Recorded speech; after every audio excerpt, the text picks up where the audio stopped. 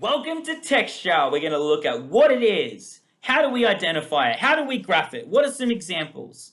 And we're going to get straight into it. Let's go. What is texture? Texture is the layers of sound in the music and the roles of the instruments in the music. So who is playing the main part? The part that's leading the song, the lead part. Don't get bogged down in high and low with pitch. Don't get bogged down with melody and harmony. You just want to know who's the accompaniment, who is the support, and who is the lead. Now here is our texture graph. How do we graph texture? Well, let's get into it. We put our instruments down the side and our structure along the bottom. Let's go. So we're going to say fictionally, we hear violin, we hear cello, we hear timpani, we hear trumpet, choir, tuba, and flute. And then now we have a section A. We know that there's a definitive melody and lead part in the section A that makes it section A. Then we hear a change in the sounds. It plays a different type of lead. And so we go to a section B. Then we hear the same melody from the start, which means that we're back in section A, and then a section C, which is totally different from section B and A. Now we're going to identify the instruments, which is violin, cello, and the flute. Then we go to section B, where we are going to hear the choir, the trumpet, and the timpani.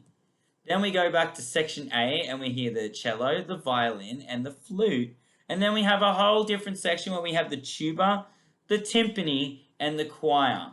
All right, the next bit. An example in the writing. The violin was playing the lead part while the woodwinds and the brass played the accompaniment. The woodwinds and the brass were the support while the violin was playing the main part.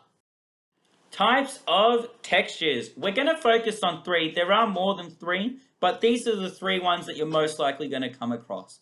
So first is monophonic, which is one single sound. That is it. So something like a Gregorian chant where it's just one voice. Not multiple voices, one. So, for example, you might have a single violin line or a flute line or a trumpet line. That is monophonic. It has nothing else playing with it. It's not two trumpets playing different parts or two trumpets playing the same notes. It's one sound. So, for example, a piano does not count as monophonic all the time. If it's playing one melody line, then it is. But if they're playing chords and a melody line, it makes it not monophonic. Homophonic, one melody with harmony. It is one melody and one harmony, which is again, that might be what the piano is playing. It's not monophonic because it's not one sound, it's multiple sounds. It's playing two different sounds.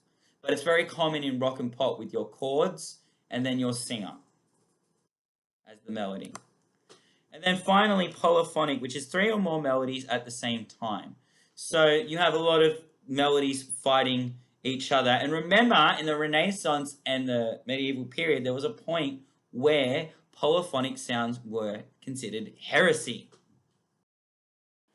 Remember, what instruments are being played in each section and what are the roles of the instruments in their layer? Are they the lead or are they the accompaniment? And that's what you need to think about when you're describing the use of texture in the piece of music that you're listening to.